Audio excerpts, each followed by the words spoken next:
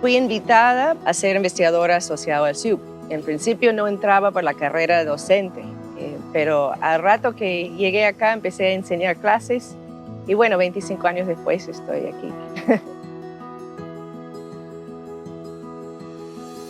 Cuando llegué estuve haciendo una investigación con un grupo de colegas aquí sobre temas de filantropía, organizaciones sin fines de lucro, cómo se organiza la sociedad civil en el Perú y en América Latina.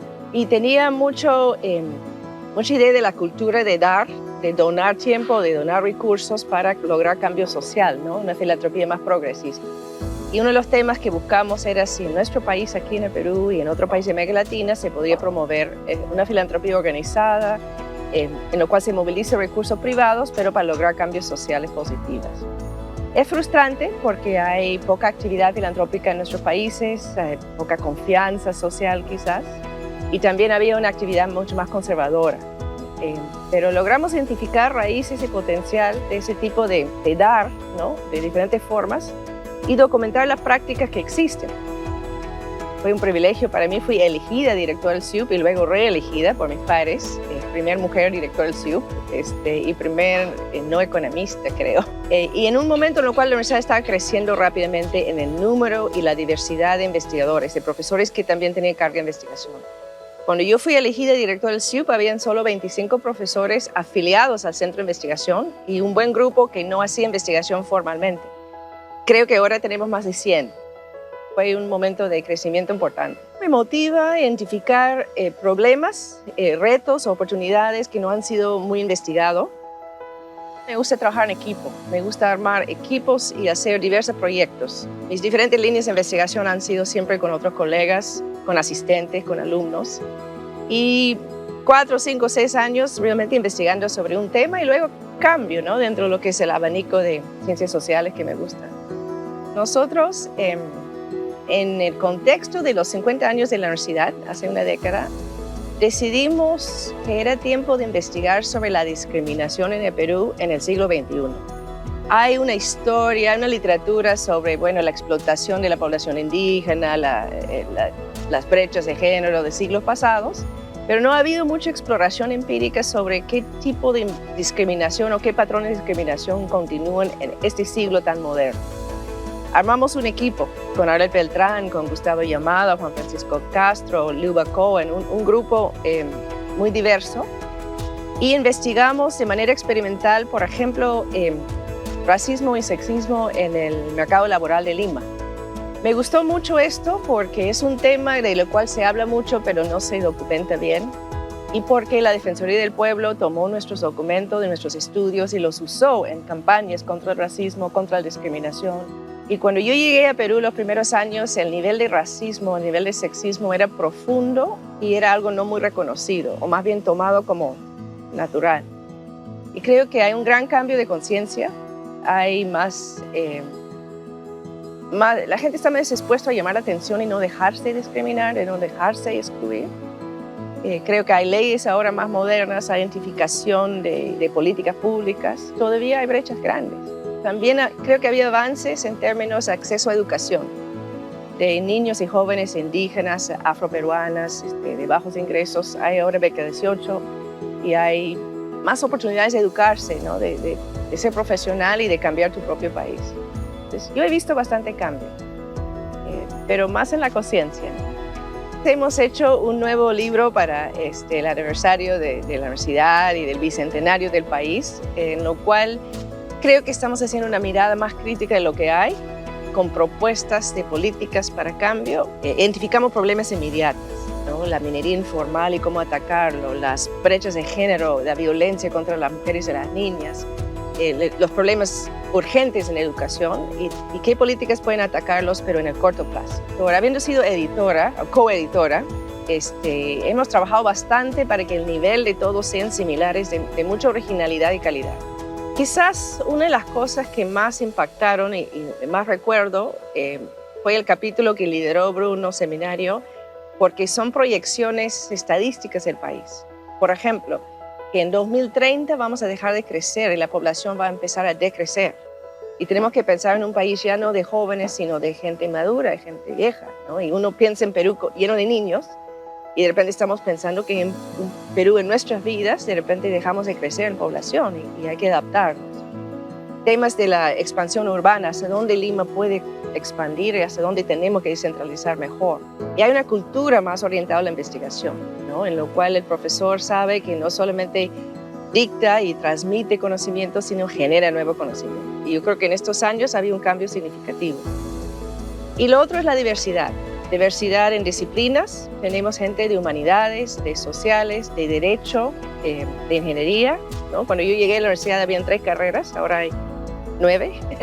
Y esto también significa equipos que pueden trabajar juntos entre alguien de filosofía, alguien de ingeniería o ética, alguien de historia y alguien de finanzas. Entonces tienes agendas de investigación también más ricas, más diversas. Y lo otro es la diversidad de personas que enseñan acá. Tenemos hombres, mujeres, todavía la brecha entre hombres y mujeres es grande, ¿no? Pero tenemos más profesores, investigadores mujeres. Bueno, sí, yo soy feminista, lo cual significa que creo que es fundamental que haya igualdad de derechos y oportunidades entre hombres y mujeres, ¿no? Sin desconocer que hay otros factores que generan brechas que no solamente es el género, ¿no? Especialmente en este país. Pero yo además vine de una cultura, yo me formé académicamente en Estados Unidos, ¿no? Y tenía experiencia de trabajar en universidades donde el tema de la igualdad de género era parte de la política universitaria, ¿no? Y yo llegué acá y no lo fue. No había mucha conciencia de que las mujeres, por ejemplo, tienen muchos más retos en hacer la carrera y terminarla, ¿no? La relación entre la familia y el trabajo, incluso los chistes y la forma de tratarse entre los colegas, no había tanta conciencia de que te puedes herir, ¿no? o discriminar. Y creo que ha aportado humildemente en la universidad en términos de promover primero tenemos política de igualdad de género que hemos promovido, políticas contra el acoso y el hostigamiento, pero también promover investigación sobre estas brechas, documentarlas, mostrar. Yo creo que hay mucho más conciencia sobre esto en la Universidad del Pacífico y en el Perú en estos años. La tendencia a veces es querer publicar en el journal más famoso de tu carrera, aunque nadie en el Perú entiende lo que has dicho. Entonces tenemos que volver un poco a que la esencia de este centro de investigación es investigar para mejorar, para el cambio social positivo en nuestro país, en nuestra región, y que esto sea como el eje, ¿no? Pero con una diversidad mucho mayor que cuando empezamos. Bueno, primero yo creo que hay un tema urgente, que es la reactivación de nuestra economía después de estas múltiples crisis que hemos vivido, junto con la urgencia de cerrar brechas sociales, de salud y educación en particular, ¿no? Entonces, nuestros economistas y otros colegas mirando cómo reactivar esta economía, en lo cual podemos también mejorar la salud y cerrar las brechas de la población. Yo creo que tenemos que meternos a entender por qué nuestro sistema político está colapsado, por qué no tenemos partidos, por qué la democracia en el Perú está colgado de un hilo y cómo recuperar, ¿no?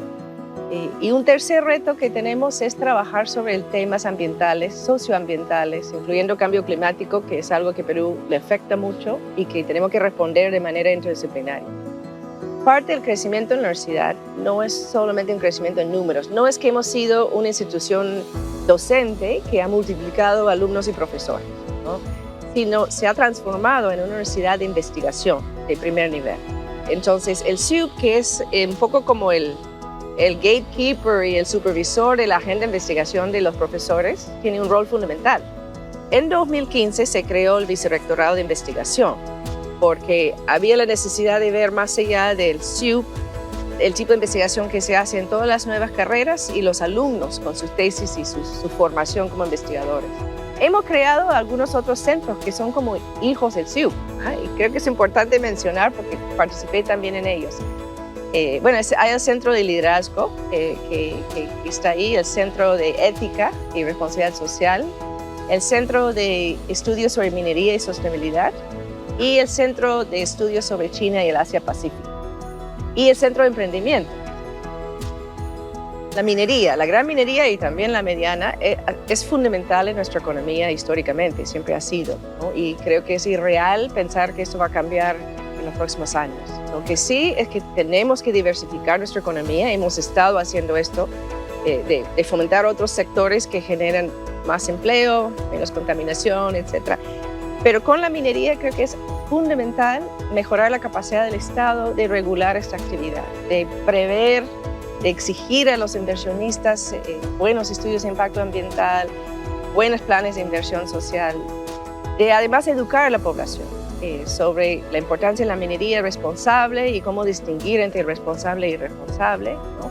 Poner límites, zonas del país donde no debe haber actividad minera por la vulnerabilidad biológica o por la existencia de comunidades indígenas cuya vida puede ser afectada. Wow, 50 años. Son muy pocas instituciones en este país que duran 50 años. Entonces, estoy muy feliz que CIUP no solamente celebra y reconoce 50 años de producción de conocimiento, sino el enorme impacto que ha tenido en diversas generaciones en nuestro país. ¡Feliz aniversario!